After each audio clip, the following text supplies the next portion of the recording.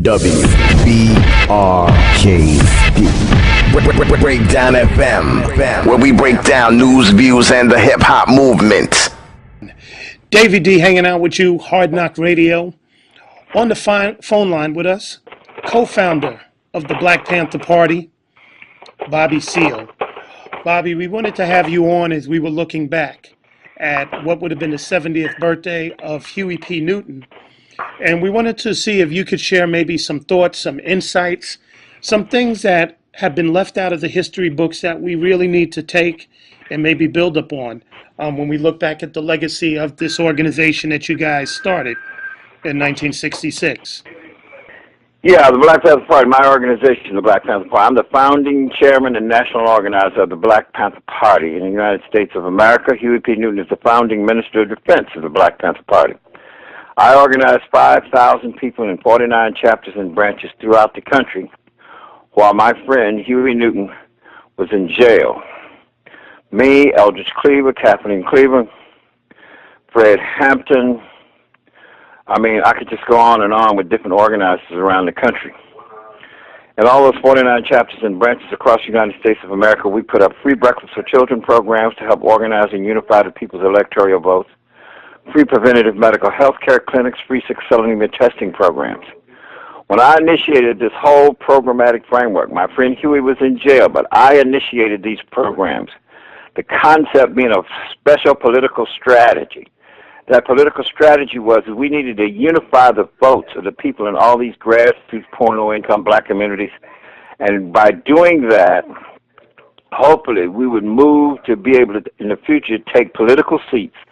And with those political seats, particularly in local areas, if we could get the majority of seats in coalition with other left radicals and others, we could wipe off the books the racist laws manifested in city charters, manifested in county legislative frameworks, and we could wipe these racist pieces of legislation off the books. In other words, we were attacking what we call institutionalized racism. Institutionalized racism, the crux of it literally was none other than the laws themselves primarily. That's the institutional aspect of it. Right. In other words, when Sister Rosa Parks refused to move to the back of the bus, there was a law that some racists had written in the state legislature that said black people either had to get up and give their seats to white folks or move to the back of the bus and sit down. And even if you moved to the back of the bus and sit down, if the white folks wanted to sit down, you have to get up in the back of the bus seat and give your seat up. That's just one law coupled with 1,000 other racist legal structures in the United States of America. Anyone want to know about this? Read Leon Higginbotham's Shadows of Freedom. This brother, Circuit Court Justice, Third Circuit Court Justice out of Philadelphia, was a prolific writer on civil rights as it's related to the racist laws in this country and the history of it based on racist laws, based on the precept of white supremacy coupled with the precept of so-called black inferiority. Now, this is what we were attacking. This is what I was about, political electoral community unity. If we could muster that in our civil rights movement, in our political revolutionary movement, then we would have a better fighting chance. So that's where I was coming from. The Black Panther Party was an organization that started out patrolling police. That was just one political issue out of the 10-point platform and program. The 10-point platform and program of the Black Panther Party, yes, it dealt with the need for full employment. Another point of the need for decent housing, another point of the need for decent education, another point of the need for preventative medical health care, other points about rights in the courtrooms and not being tried by all white juries, and so on. We summed it up. I summed it up. I'm the one that got that on the tail end of our 10-point platform and program that Huey P. Newton and I together wrote. We wrote the 10-point platform and program in a war on poverty office where I was employed. I was employed at that time by the city government of Oakland, California, Department of Human Resources. I was the community liaison for the North Oakland Neighborhood Service Center, and I supervised all the youth who work in the center, and I also supervised the Summer Youth Jobs Program of over 100 youth, 25 males and 76 or 78, 25 females and 76 or 78 males. I supervise all this stuff, and that's At that time, while I was still employed by the Department of Human Resources, is when Huey P. Newton and I finished the 10-point platform and program. The 10-point platform and program is the original founding documentation of putting this organization together. Right. Now, a lot of people want to look at us, oh, they were tough, they were bad, but it wasn't about that. People don't understand something. I was an engineer at Kaiser Aerospace and Electronics in 1962 when I first got interested in the 60s movement. I'd already done 4 years in the United States Air Force structural repair high-performance aircraft. At Kaiser Aerospace and Electronics, I worked on the Gemini missile program. You know, I did non-destruct testing on all engine frames for the Gemini missile program, all 3 stages of exhaust housing for the Gemini missile program. Right. It's just that I, as a young man, got very, very interested. When I went to hear Dr. Martin Luther King speak at the Oakland Auditorium in 1962, I've never forgotten part of that speech when Dr. Martin Luther King was saying, we're going to, he was running down all the different categories of businesses and frameworks that discriminated against people of color. And he says, we're going to also boycott these bread companies. I'm trying to tell you something that inspired me. And he says, and we're going to boycott Kilpatrick's Bread Company and Langendorf Bread Company. And we want to boycott Wonder Bread Company, too. We want to boycott them so consistently and so profoundly. We want to make Wonder Bread wonder where the money went. Now, that Martin Luther King, and you have to imagine, Oakland Auditorium holds 7,000 people. It was 7,000 of us there. I was just one young student. I mean, I wasn't even known. The Black Panther Party didn't even exist. Right. But I hit the floor in a standing ovation with all 7,000 people, praising and understanding that Martin Luther King was telling us what we had to do, some tactics and measures we had to do to try to end racist discrimination. So that organization was profound. My friend Huey Newton, Officer Fryer, tried to kill him, okay? Literally, when he told Huey to get out of that car, Huey says, what I'm under arrest for. See, and I knew Huey. You know, I knew Huey very well in the way he could articulate the law and make his legal points. Because we'd done it so much in the streets before, patrolling police. And the way, and Huey says, what am I under arrest for? He says, move, get out of the car. Then Fry, according to Huey, snatched the door open, says, out of the car, Newton. And Huey got out of the car, and Fry pointed to the patrol car in the back. He says, walk to the patrol car, Newton. And Huey started walking ahead of Fry. And as Huey walked, Huey told me this after the statute of limitations was over. He told me exactly how it happened. He said, as he was walking, and he says, Bobby, and as you know me, I'm telling him, anytime you move a person from one spot to another, technically you're under arrest. He says, and I said that, and as I got in the front of the patrol car, I turned around and demanded to know if I was under arrest. He says, and I saw Fry had pulled his gun out. He said, I grabbed the gun. And I remembered Huey had done that before when we was in a fight with Berkeley police way before the party started. Huey said he grabbed the gun and they shot him.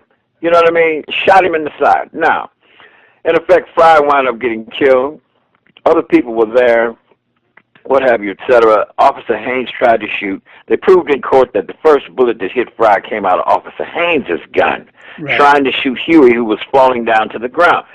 Anyway, my friend Huey Newton was found not guilty of first-degree murder, not guilty of second-degree murder, and was convicted only of third-degree voluntary manslaughter. So my point is, at that time and in that period, prior to his trial, we sponsored, Eldridge Cleaver and I organized and put together a free Huey P. Newton birthday rally at the Oakland Auditorium, 1968. And this was February the 17th. Today is February 17th. And in that rally, we had a packed auditorium. And we had the coalition group of SNCC with us. We had Congressman Ronald V. Dillums with us. He was the only politician and the main politician that first came out. People got to understand something. I knew Ron Dillums before he ever was elected for office. I knew him when we was having various meetings in and around about University of California, various meetings over in San Francisco and other places that Ron and me and Huey and some others were showing up at. So me and Huey was talking about the need to maybe get out in the streets and patrol police. We were talking about early 66. We didn't start the Black Panther Party until late October 66. Right. And in this period, and I've never forgotten that when we left the meeting, Ron caught up with me and Huey. He said, hey, you guys, hold on. He said, now you guys are articulating a whole nother level. He said, I've been thinking about running for political office. He says, and y'all talking about going out here patrolling police with guns and law books and stuff. He says, I don't know. You know, I've been in the Marines and everything. He said, maybe I should be with y'all. And I said, wait a minute, Ron, you going to run for political office? He said, yeah. I said, well, we need you to run for political office. He said, what you mean? I said, well, my program idea is that that's what we want in the future. I said, we want to organize it. I said, we patrolling police just to capture the imagination of the people. And Huey reaffirmed that, just to capture the imagination of the people. And I said, the objective is to unify the people and unify their votes and take over those political seats. I said, if you're going to run for political office, you need to run for political office. And boom, and that was our first relationship before the party was started. So by 1968, naturally, I called on Ron, and he says, I'll be there to speak and do anything to support you guys, man, definitely. So Ron V. Dillams was there. Prentice Buncher Carter, who later the FBI and the COINTELPRO killed January 1969. Kwame Ture, Stokely Carmichael was there. H. Rap Brown was there. James Foreman was there. Myself and others, etc. Huey P. Newton's mother was there. Huey P. Newton birthday rally. A packed audience. I mean, from the time in 1963, I was just one student there with a packed audience here in Dr. Martin Luther King. And here it is, 1968, before Martin Luther King is killed, and we are packing that same Oakland auditorium, celebrating Huey's birthday. But to celebrate Huey's birthday was that it was a free Huey Newton birthday rally. That's what it was about. Okay. Wow. So when we look back, you know, and I'm glad you're giving us that full history. That's a lot. That's a lot for people to really take in and really look at. Huey became like a symbol, so to speak, for Huey became not only the symbol. Huey personified a level of resistance against racist oppression that we've been subjected to for 200-300 years in the United States of America. That's what that was about. Right. That's what Huey became. When Fry tried to kill him, and he didn't, and then Fry got killed, and then Officer Haynes got wounded, and then they put Huey on trial, you see. But to get Huey out of jail, I knew.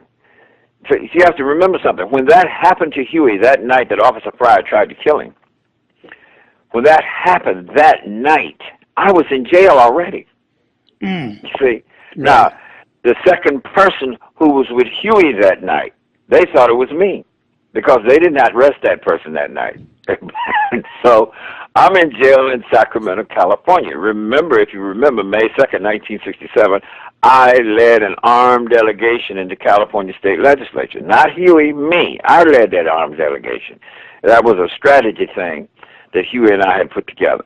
But my point is that I was in jail doing 6 months on a misdemeanor, disturbing the peace of the California State Legislature. No gun charges, because we got our guns back. Right. Okay, a lot of people, oh, you went up there with guns, and that's no. The guns were legal.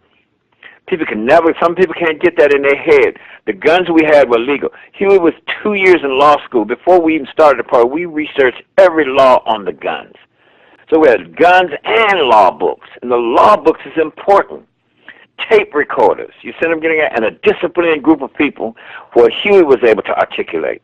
I'll never forget that real first well-organized police patrol that we was out there on that night. Walkie-talkies, I'm in one car, Huey's driving the other car. We got 7 party members in each car. All of them have weapons. Half have long guns, half have short guns. No gun is concealed. As long as a gun is not concealed under the law in the state of California, it is not illegal at that time. Right. Different now. But my point is, when that cop looked up and saw us and all these 50 people standing on the sidewalk, and Huey was telling everyone, you can stay here and observe these policemen. We have a right to do so. We researched the law, so everyone stay here. You're exercising your rights. And the cop turns around, you have no right to observe me. And man, give Huey credit for everything.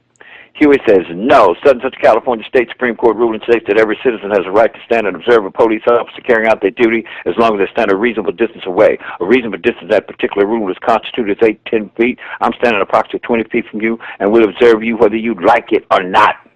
And some sister kind of tipsy on the sidewalk, she say, well, go head on and tell it, brother. The cop says, is that gun loaded? Huey says, well, I know it's loaded. That's good enough. And he says, well, I have a right. Huey says, step back. You have no right whatsoever. Huey went off into some Supreme Court ruling, somebody versus so-and-so and so-and-so. Therefore, this is my private property. You cannot remove my private property from me without due process of law. Step back. You cannot touch my weapon. And some tall brother stared over at the king. He said, man, what kind of Negroes is these? We were disciplined. Everybody had a little uniform on. Everybody knew not to point weapons at people, because if you point a weapon at a person, and if it has a live round in the chamber, it's constituted as a loaded weapon. If you point a weapon at a person inadvertently with no intention of shooting under California law, it constituted assault with a deadly weapon. So we knew all this stuff. Right. See, what people got to get in their heads, this was not a bunch of cheap macho stuff. This is not what we were about. You see what I'm getting at? Right. This was about articulating constitutional, democratic, civil, human rights, articulating the law, standing and observing them, following the law, and blowing the policeman's mind, and then capturing the imagination of the people in the community. Wow. That cop got his little arrestee and drove off. Wow. I said, brothers and sisters, my name is Bobby Seale. I'm the chairman of the Black Panther Party. This is Brother Huey P. Newton. He's the Minister of Defense of the Black Panther Party. We're a new organization in the community. We're here, and we're going to be in the future, now and into the future, going to be organizing political, electoral, community unity. We're going to organize all our votes. Right. And we're going to opt for some power seats, the power seats in the city council to begin to end institutionalized racism in America. Then Huey went on to explain to people that we have a new organization. We're at 5624 Grove Street. We have meetings every Wednesday night at 7 p.m., Saturday at 2 p.m. at 5624. When you come down, you can have political education sessions with us. We have various books that we're reading, and we're teaching the law, and we're organizing people, and there are other programs. You do not necessarily have to carry a gun, Huey says, because we're going to have a lot of organizing beyond the gun. Right. Now, this is the beginning of the Black Panther Party, out there beginning to patrol the police. That was that night. I think it was near the second week in January 1967. We created the party October. In fact, the finalized founding date of the Black Panther Party was literally October 22nd. Wow. Even though we started writing notes for the 10-point platform and program on October the 10th, then rewrote them again, and then went to see Melvin Newton, Huey's brother, Melvin, with our 10-point platform and program. He did some correction and looked at what we was doing, because Melvin Newton, Huey's brother, was doing graduate work at the University of California at the time. Okay. And then we went to see Richard Aoki. And Right. showed Richard Aoki the 10-point platform. And Richard Aoki was flabbergasted. He would say, whoa, you guys what? And he would say, Richard, we know you collect guns, man, because Richard did have a nice gun collection. Richard, you have some old Civil War collection of guns, and he has some modern-day guns. He said, man, give us a couple of guns, because we're going to start patrolling the police. And Richard gave Huey an M1 carbine and gave me an Army 45. Wow. But I already had a 30-30 Winchester at home.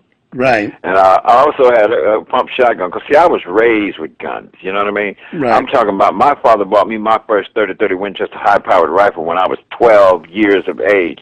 I hunted all over Northern California, all the way up to the Oregon border, up to Modoc County. I'm just saying deer, bear, and I've hunted all kind of small game, all in the valleys. Shotgun hunting, rifle hunting, squirrel hunting, rabbit hunting, pheasant, duck, you name it, bear, lower county, upper county, mule-tailed deer, and so on. My point is, I was just raised a hunter and a fisherman, and I was also raised a carpenter and a builder. See, Right. my father's a master carpenter and a master builder. Right. So I'm just saying, I was lucky to have a lot of trades and a lot of skills when I became a grown man after the United States Air Force and working Right. in the engineering department. And it so when sounded I like you asked were for a job at the Department of Human Resources to run the Youth Jobs Program and to be the community liaison, the board there looked at my resume and said, my God, You were set. You were Hey, definitely set. I was ready, and I was also in college on part-time with 9 credit hours as an engineer design major. Let me So let I'm me just saying. let me Go ask you ahead. this. Let me ask you this, Bobby. This is fascinating history, and I know a lot of people are appreciating this. Just like as a person, how was Huey? What was the interaction like with you all? Did you all have a lot of debates? Did you all pal around a lot? I mean, what was it like? Just the two of you all as you all were just starting to to form all this. When Huey and I met Huey in a handshake one time, saw him again another time, shook his hand, blah, blah, blah, blah. But I was in an anthropology class, in 1963. And I'm arguing with the instructor about the need for correct social science reference to black people. Every time you talk about white people, you say Caucasian. Every time you talk about Asian people or American Indian, you say Mongoloid. I said, then when you start talking about us black folks, you say Negroid. And I said, I don't think Negroid is appropriate or correct social science reference. And I got into very debates and arguments in the classroom there, blah, blah, blah. And with all of that, what happened is that I kept doing that for 2 or 3 class sessions, and then I got Richard Aoki, my friend Bertram Morale, and I created a Black History Fact Group, not Huey. People try to say Huey did it, but Huey didn't do it, and Huey knows he didn't do it, but that's not the point. My point is I got them, and then I got Huey Newton to come to the class. And there we are arguing and debating about the need for correct social science reference. And I remember Huey getting up in the back room because he wasn't even matriculated in that class. And Huey told the instructor he suggested for correct social science reference to black people, he suggested Africanoid as opposed to Negroid. And I jumped up out of my seat. I'm up in the front of the class. I said, that's it. I said, that's what we have to. That's what we have to. So the instructor said, sit down, Mr. Seale. So I sit down. And she wrote the terminology on the board, Africanoid, underlined the syllables. She said, okay, I can accept that. I said, well, wait a minute. I said, we got to equalize the terminology. She said, Mr. Seale, you've been arguing for 2 weeks. I accept this. I said, no, you don't understand.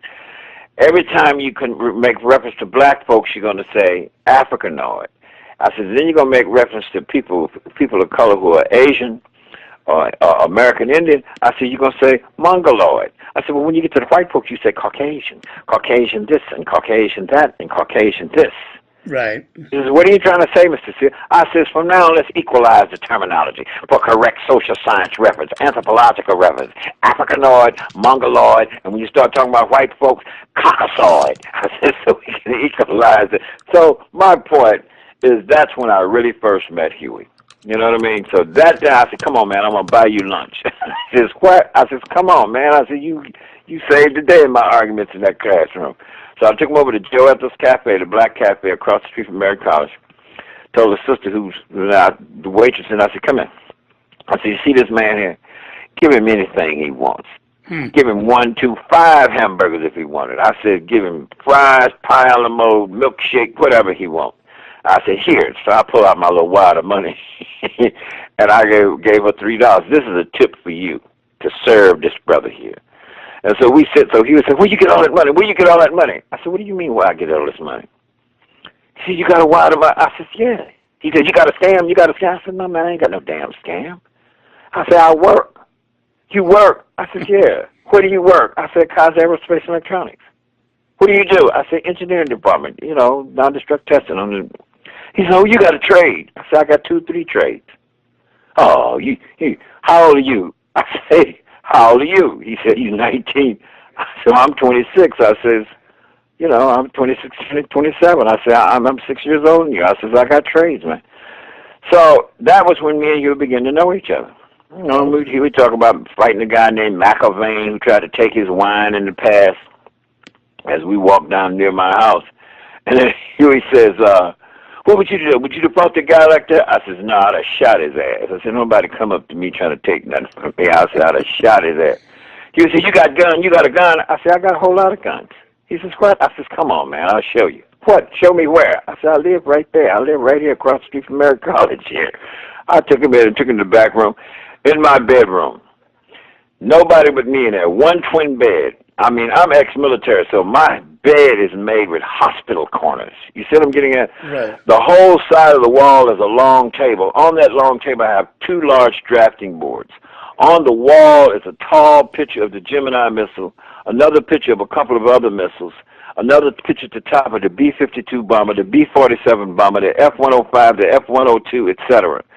On the right-hand side, there's a picture of Martin Luther King, and also I've now put up a picture of Malcolm X, and I have stacks of books, black history books, because I've been studying black history at this time for almost a year and a half now.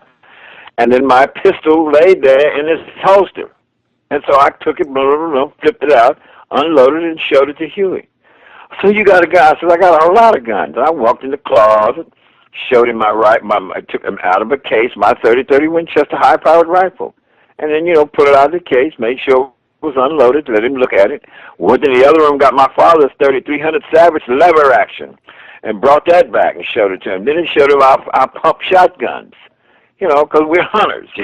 Right. So Huey was shocked. And then Huey bumped, I had a trap set covered up with a sheet. And Huey bumped into it. He said, what's that? I said, that's all right. Sit over here, Huey. And I pulled the sheet off.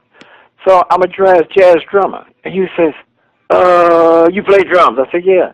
I turned on my 360K hi-fi player, blah, blah, blah. Jordy was on, and I started doing some swinging just to show Huey, downbeat, etc. And rolled from that. And Huey says, damn, you got all these trades. That was me. That was Huey and I. Okay. Huey, Monday morning, Huey told me he's going to a party that Friday night later, or Saturday night, that I want to come. I said, no, I had a matinee to play for. I couldn't make it.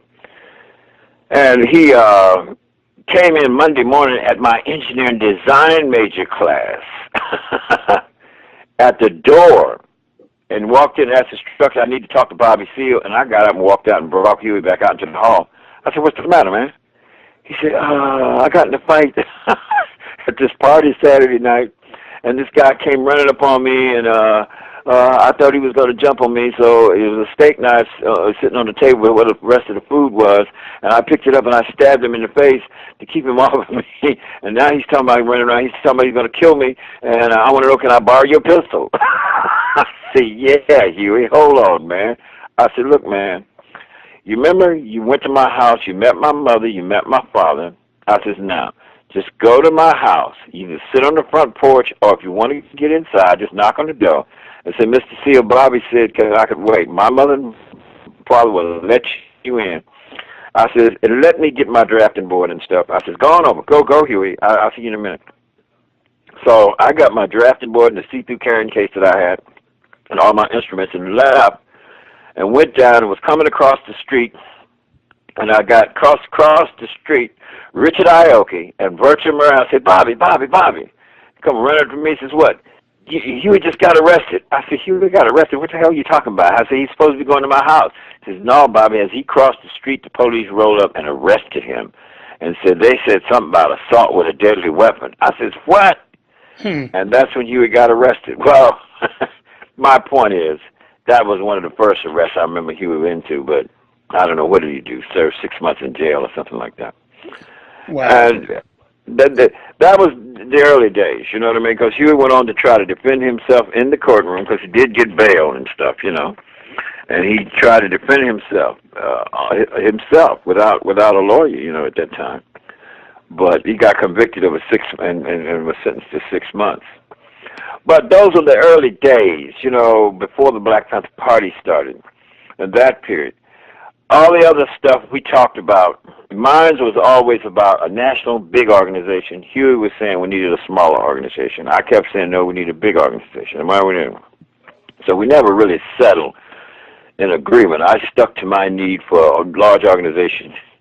Huey kept saying a smaller organization. But my point is that Huey went to jail a year after we started the Black Panther Party.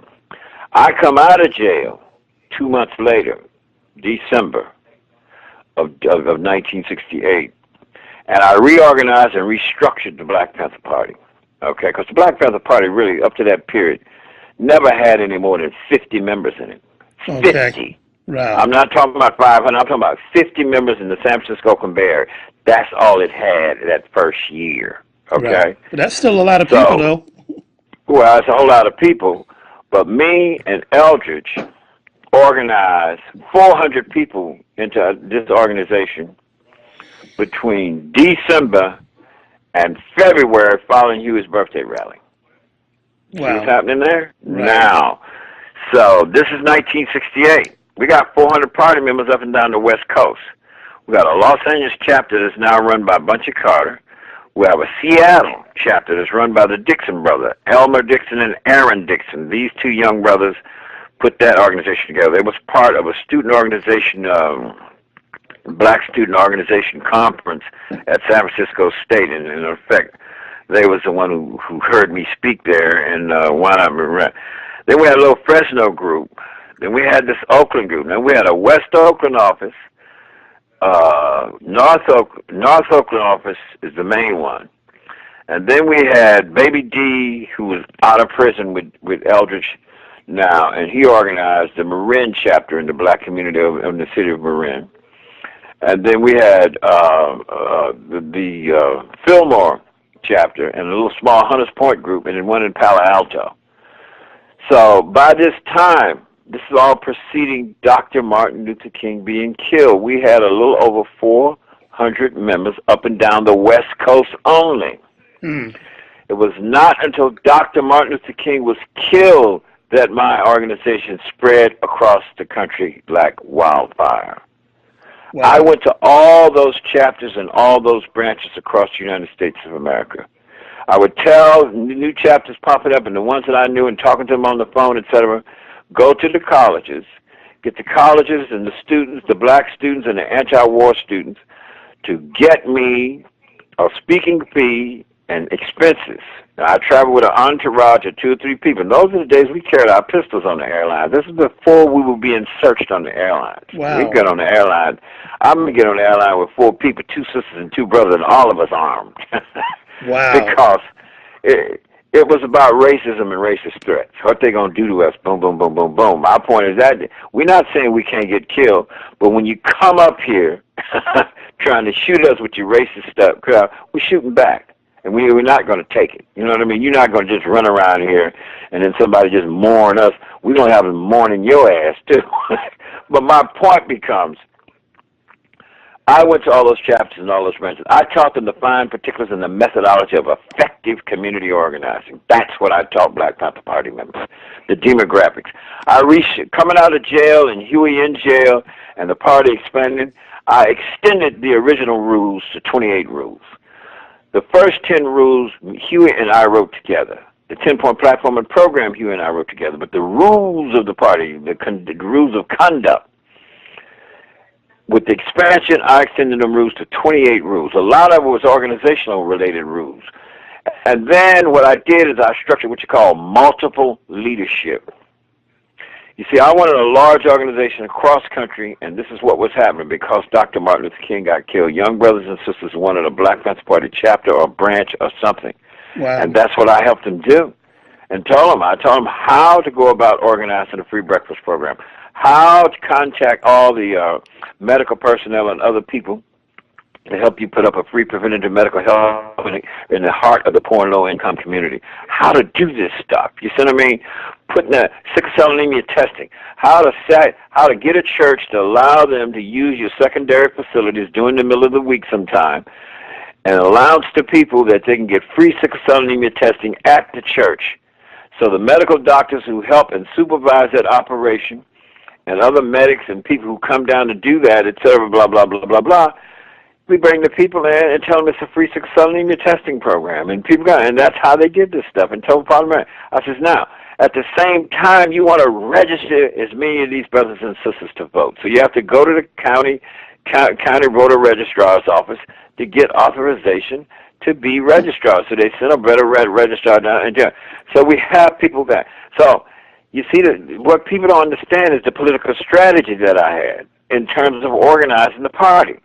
You know, it was not about a need for a shootout. It was about a need to organize and unify the people in the community so we could re-evolve more political, economic, and social justice empowerment into the hands of the people via legislation and policies that make human sense. Wow. This is what the political strategy was about. Well, but the power structure attacked us. They came down on us. John Huggins and Bunchy Carter were murdered in Campbell Hall at UCLA. What was it, January 17th, if I'm not mistaken, 1969. Right. By the end of that year, Fred Hampton and Mark Clark were killed. But they attacked and raided Black Panther Party offices all across the country from January to December. And the last shootout, 4 days after Fred Hampton was killed, happened in Los Angeles, California. Wow. Ask yourself the question, the average person must ask, what stopped all the shootouts? What really happened? You know what I mean? Because the standing order that I had given, if we are attacked and they don't let us take the arrest, because our policy is we will take the arrest. But what they started doing, they started coming in shooting. Wasn't about taking no arrest. They wanted to kill up us so they could try to terrorize us out of existence. I said, therefore, we have to defend ourselves. I gave directives, and I sent out architectural sketches how to build box systems, lines of box systems all the way around, 3 to 4 feet high up to the window sills, fill it with sand and dirt, pack it with sand and dirt. And I gave directives all over the country for officers to be like this. Fred Hampton was killed in an apartment. It wasn't an office. Right. And they didn't sandbag and fortify those places. Wow. Police broke in the back door and the front door, came in shooting. Wasn't no. They went in there and murdered and assassinated him, and which we've proved to the COINTELPRO. But people ask the question, what stopped all those shootouts? Well, after the Los Angeles shootout, what happened was a young policeman in Berkeley, California, a young white policeman particularly, bless his Underground Railroad soul, this guy stole the FBI and Berkeley Police's plan to attack the national headquarters of the Black Panther Party and gave those plans, this young policeman, to our lawyer, Charles R. Gary. Wow. Young policeman lost his, yes, and we put it on the front pages. Wow. Police plan attack. And this is after Los Angeles had been attacked, after Fred Hampton had been attacked. People in Los Angeles, when they shot it out for 5 hours, they made it. You know why? They were in an office and it was fortified like I had instructed. Wow. And Geronimo Pratt saw to it that it was that way, because I told Geronimo Pratt about fortifying the offices in late 1968 when J. Edgar Hoover first said that we were a threat to the internal security of America. I said, man, this means they're going to start attacking us. We got to fortify these offices. So I don't give a damn what it was the Berkeley headquarters, Los Angeles headquarters. Every office was given directives to fortify. So that's what saved the brothers and sisters in the Los Angeles chapter. What in effect happened after this policeman stole the plans of the FBI to attack our office, the white mayor up in Seattle, Washington, where Aaron Dixon and them ran that Black Panther Party chapter, the white mayor up there, he got on television and says, we want the FBI out of our police department. We're not attacking them because the FBI is the ones that's coming in here to try to get our policemen to work with them to attack the Black Panthers, and we're not going to be attacking the Black Panthers, this young white mayor said. He says the Black Panthers have breakfast programs, they have health clinic programs, they even have a hospice program here, and they have all other kinds of programs that serve in their community. And so this all fed into all the other people all across the country denouncing the attacks on the Black Panther Party.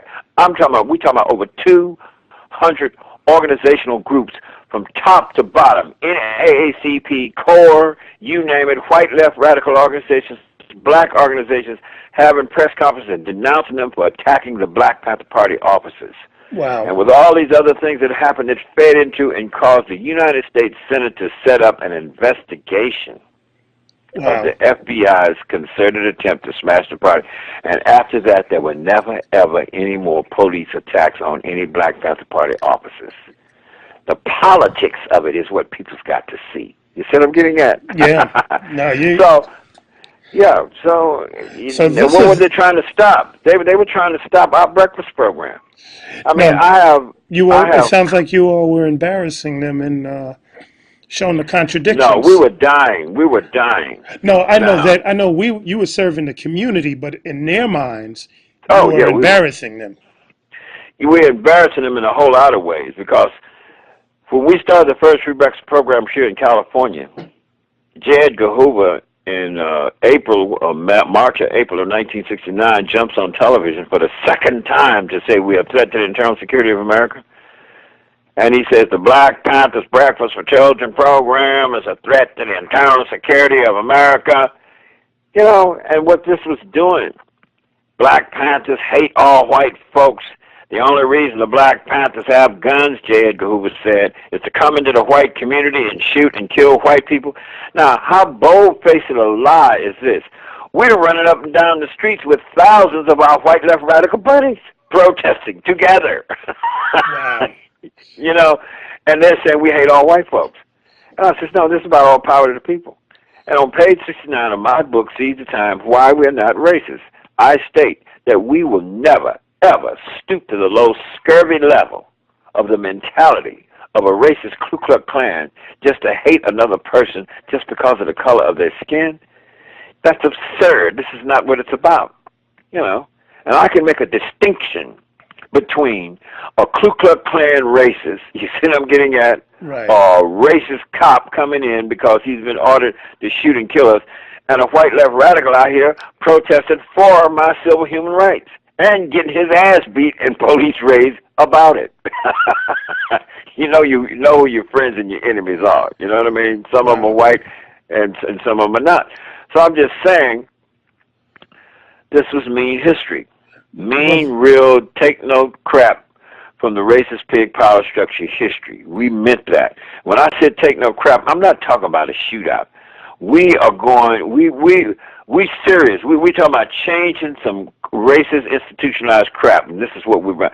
So I'm saying we made our contribution because it caused a lot of organizations to come out for us, including Roy Wilkins with the NAACP, Dr. Reverend Ralph Abernathy with the SCLC. In fact, Dr. Reverend Ralph Abernathy called me before Martin Luther King was killed, before he was killed, and asked me, Chairman Seale? I says, yes, sir, Dr. Reverend Ralph Abernathy. I says, and why am I honored with this call?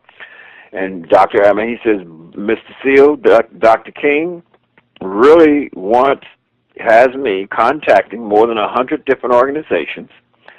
He says, and of course, he wants to know, will you participate in several roundtable meetings in the next year or so? We're going to have a Poor People's March is one thing. He says, but more important, the roundtables, we want to outline and hammer out some practical economic goal objectives for one. What year was Dr. this? King. What year did he do this? 1968, before Martin Luther King was killed, brother. 1968. He called me 6-7 weeks before he was killed. Dr. Abernathy called me 6-7 before he was killed. And I'm just saying that when you say coalition politics, you not only cross racial lines, you cross your own organizational lines. You see what I'm getting at? Yeah. No. This is key. I mean, a lot of people. Well, don't really this is one of the great characteristics that I saw to that would happen. I mean, Eldridge Cleaver kind of kicked it off in organizing it, but coalition politics. You see what I'm getting at? Right. In opposition of institutionalized racism, in opposition to racist exploitation, in opposition to fascist tactics, in opposition to what we used to call the pig power structure, you see. So, I mean, this is where we were coming from.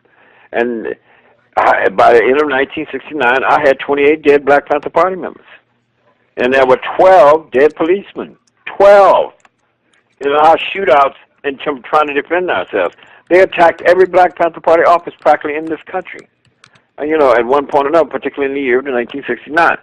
But the Senate investigation hearing following that cause the attacks to stop.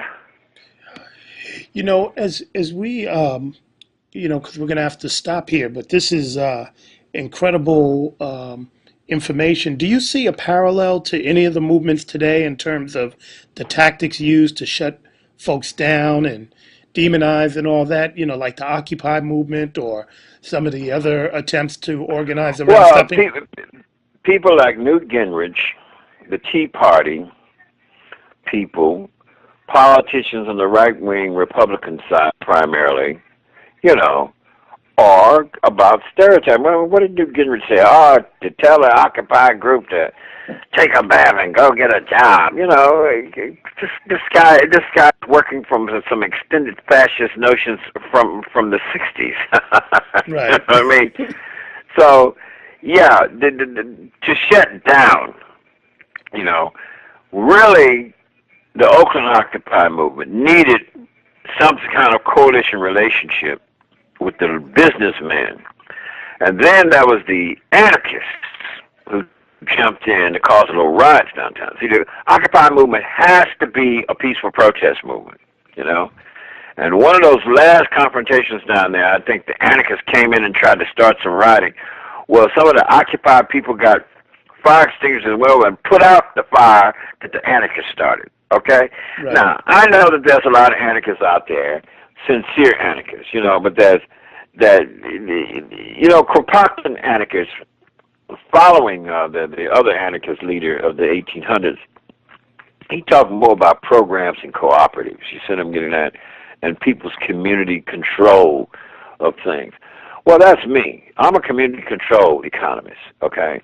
Constitutional democratic community control. I believe in constitutional, democratic, greater constitutional democratic community control of economic frameworks that retail and produce services and goods. Now, when you start looking at the economy and you see the small businessmen, the Main Street business people, they are immediate to a lot of people in the community. They are part of this community control. Let them own their businesses. The point I'm getting at is trying to get them to understand, those small businessmen, you need to hitch your wagon to this 99% people human liberation effort. You see what I mean? Right. So you got to pull that together. You see what I'm getting at? Now, I notice Obama has not come out and said nothing negative per se about the Occupy movement. Interesting, right? Right. It was necessary, because if he had done it, I'd have really been pissed off at him, okay? Because that meant he would have been trying to appease some right-wingers. You see what I'm getting at? And he shouldn't be trying to do that. You know what I mean? Right. So lately, the brother has got on his high horse. He's realized he's not going to get any partisan partnership with them, etc. But he lets them dig themselves a hole, and the politics of what he's doing now is getting ready to kick the Republicans' butt. And we need to kick the Republicans' butt. We need to have that democratic process to take over. Now, I'm not saying all Democrats is what's happening. That's not the point. But Congresswoman Barbara Lee pointed out to me some time ago, Barbara Lee is a very good friend. You know what I mean? Barbara Lee worked with the Black Panther Party as a community worker, my God, 5 years, while she was still going to Mills College and stuff, back in the day when she worked with Shirley Chisholm and so on, et cetera, and the Black Panther Party, you know what I mean? Right. So, as she's a United States, she's a shining symbol, and she's symbolic and practical and relevant to the type of people that I wanted to see politically elected when I had my first strategy together of electing a lot of more black politicians. You see what I'm getting at? Yeah. When the Black Panther Party started, there were less than 50 black people or people of color duly elected to any political office seat in the United States of America. Now, think. Get America to think. There are 500,000 political seats one can be elected to in America when you take into account all the city council seats for all the small cities and large cities, all the county seat and county supervisorial seats of all the small counties and large counties, and all the states, 50 states in the United States of America. When you add all of this stuff up, including the federal legislature, the state legislatures, and other political seats, it's 500,000 political seats. In the middle of the 1960s, we had less than 50 black folks duly elected to political office all across the United States of America. any colored people of color. I'm talking about Asian, Chicano, Mexican American, black, etc. You see what I'm getting at? Now, what happened there with the 60s protest movement, the dynamic of it, etc., blah, blah. When you look at that thing, I says, whoa, by the end of the 1970s, they had 7,000 black folks duly elected to political office. Going from 50 by to 70,000. By the end of the 80s, they had 10,000 duly elected. By the end of the 90s, they had 15,000 duly elected. Now, it became matched with women being in office, because that was important, too, in terms of our political electorate in the country. You see what I'm getting at? And then when you start seeing great in the last, my God, well, let's talk, in the last 20 years, Mexican-American, Chicano brothers and people, boom, they have, rolled into the whole political arena. What is Arizona all about? It is about trying to stop that growth of Mexican-Americans registered to vote status. I mean, in the state of Arizona alone, what did they removed in a 3 to 5 year period preceding all of this profiling. They removed 100,000 people off the voting rolls, Mexican American people. They're voting growth. So McCain and others, the white power who runs Arizona, they are scared of that, and so they're going to do everything they can to curtail it, to curtail Mexican American people from voting and take it over those same political seats, the same strategy I had. You have to have people that's coming from the grassroots getting into some of these political seats so they can hopefully evolve legislation and policy that make human sense.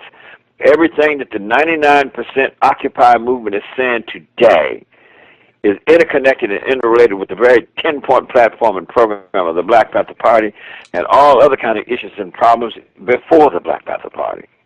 Well, there you have it. That's real talk.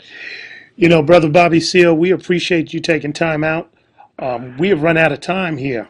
We can probably go on another 2 hours. But this is incredible information, and we appreciate you taking the time out this afternoon to really shed some light. Thank you.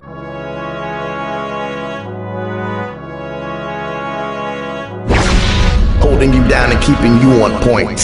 Breakdown FM, the only station in the nation that's down by law. On all day play, all day play, all day play.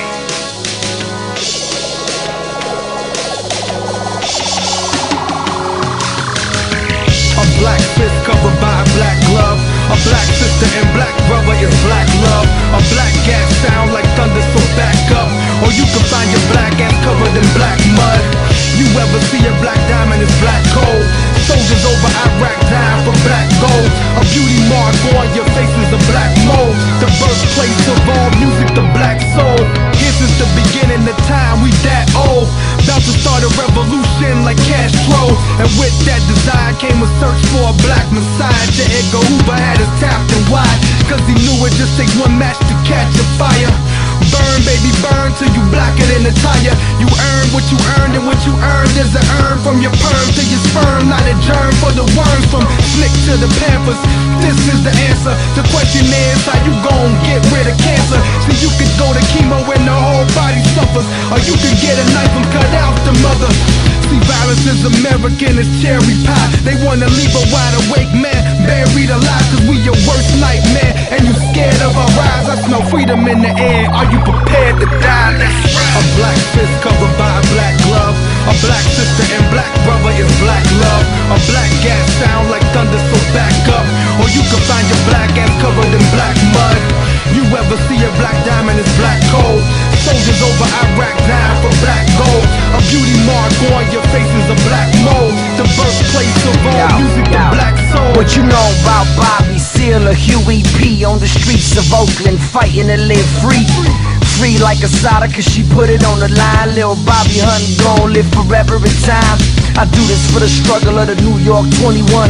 A Fenny Shakur, that was Tupac's mom. And if you live for revolution, your life will be eternal, cause ideas in the struggle, man, can never be murdered. You can't kill the revolution, too many seeds planted. It's only a matter of time, is always my answer. When they ask me when I think it's gon' all go down, Chairman Freddie Hampton organizing Chi-Town. I'm like Eldridge in Africa, living in exile. Them Panthers spoke loud, them Panthers had style. Black leather jacket with the beret to match. Sunglass swag, red book in his hand. A black fist covered by a black glove. A black sister and black brother is black love. A black gas sound like thunder, so back up. Or you can find your black ass covered in black mud. You ever see a black diamond is black coal. Soldiers over Iraq dying for black gold. A beauty mark on your face is a black mold. The birthplace of all music, the black soul. Yeah, Black Panthers, inspiration for the struggles of today. We learn from the past to fight for the future. Pantera Negra, internacionalmente visto como revolucionario, luchando por el pueblo. Power to the people.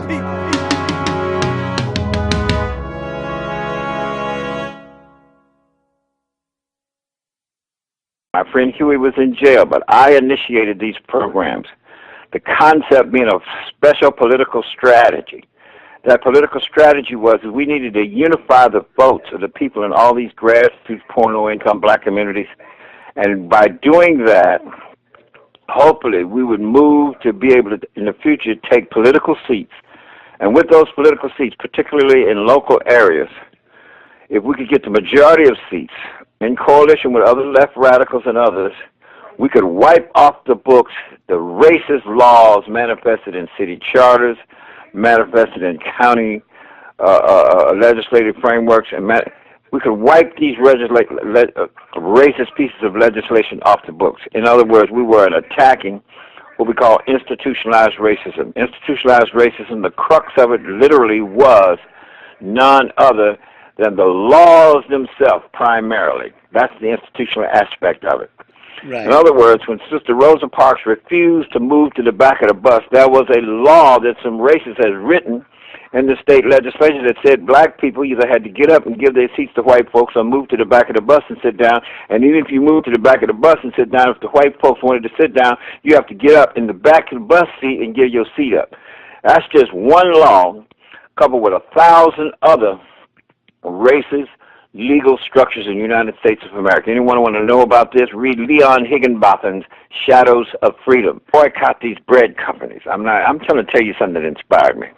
And he says, and we're going to boycott Kilpatrick's Bread Company and Langendorf Bread Company. And we want to boycott Wonder Bread Company, too. We want to boycott them so consistently and so profoundly. We want to make Wonder Bread wonder where the money went. Now, that Martin Luther King, and you have to imagine, Oakland Auditorium holds 7,000 people. It was 7,000 of us there. I was just one young student. I mean, I wasn't even known. The Black Panther Party didn't even exist.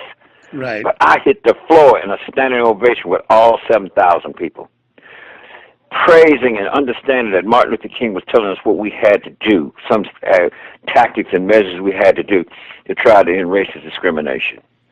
So that organization was profound. My friend Huey Newton, Officer Fryer tried to kill him, okay? Literally, when he told Huey to get out of that car, Huey says, what I'm under arrest for. See, and I knew Huey. You know, I knew Huey very well in the way he could articulate the law and make his legal points. Because we'd done it so much in the streets before, patrolling police. And the way, and Huey says, what am I under arrest for? He says, move, get out of the car. Then Fry, according to Huey, snatched the door open, says, out of the car, Newton. And Huey got out of the car, and Fry pointed to the patrol car in the back. He says, walk to the patrol car, Newton. And Huey started walking ahead of Fry. And as Huey walked, this brother, Circuit Court Justice, Third Circuit Court Justice out of Philadelphia, was a prolific writer on civil rights as it's related to the racist laws in this country and the history of it, based on racist laws, based on the precept of white supremacy, coupled with the precept of so-called black inferiority. Now, this is what we were attacking. This is what I was about, political electoral community unity. If we could muster that in our civil rights movement, in our political revolutionary movement, then we would have a better fighting chance.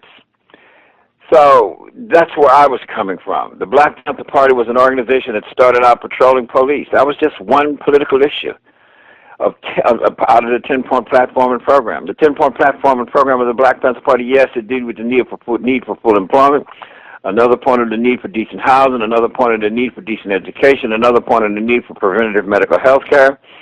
Other points about rights in the courtrooms and not being tried by all-white juries and so on. We summed it up. I summed it up. I'm the one that got that on the tail end of our 10-point platform and program that Huey P. Newton and I together wrote. We wrote the 10-point platform and program in a war on poverty office where I was employed. I was employed at that time by the city government of Oakland, California, Department of Human Resources. I was the community liaison for the North Oakland Neighborhood Service Center, and I supervised all the youth who work in the center, and I also supervised the Summer Youth Jobs Program of over 100 youth, 25 males and 76 or 78, 25 females and 76 or 78 males. I supervised all this stuff, and that's at that time while I was still employed by the Department of Human Resources is when Huey P. Newton and I finished the 10-point platform and program. The 10-point platform and program is the original founding documentation of putting this organization together. Right. Now, a lot of people want to look at us, oh, they were tough, they were bad, but it wasn't about that. People don't understand something. I was an engineer at Kaiser Aerospace and Electronics in 1962 when I first got interested in the 60s movement. I'd already done 4 years in the United States Air Force structural repair high-performance aircraft. At Kaiser Aerospace and Electronics, I worked on the Gemini missile program. You know, I did non-destruct testing on all engine frames for the Gemini missile program, all 3 stages of exhaust housing for the Gemini missile program. Right. It's just that I, as a young man, got very, very interested. When I went to hear Dr. Martin Luther King speak at the Oakland Auditorium in 1962, I've never forgotten part of that speech when Dr. Martin Luther King was saying, we're going to, he was running down all the different categories of businesses and frameworks that discriminated against people of color. And he says we're going to also... WBRKD. Breakdown FM, where we break down news, views, and the hip-hop movement. Davey D hanging out with you, Hard Knock Radio. On the phone line with us, co-founder of the Black Panther Party, Bobby Seale. Bobby, we wanted to have you on as we were looking back at what would have been the 70th birthday of Huey P. Newton. And we wanted to see if you could share maybe some thoughts, some insights, some things that have been left out of the history books that we really need to take and maybe build upon when we look back at the legacy of this organization that you guys started in 1966. Yeah, the Black Panther Party, my organization, the Black Panther Party. I'm the founding chairman and national organizer of the Black Panther Party in the United States of America. Huey P. Newton is the founding minister of defense of the Black Panther Party. I organized 5,000 people in 49 chapters and branches throughout the country while my friend Huey Newton was in jail. Me, Eldridge Cleaver, Kathleen Cleaver, Fred Hampton, I mean, I could just go on and on with different organizers around the country. In all those 49 chapters and branches across the United States of America, we put up free breakfast for children programs to help organize and unify the people's electoral votes, free preventative medical health care clinics, free sex, selling, and testing programs. When I initiated this whole programmatic framework,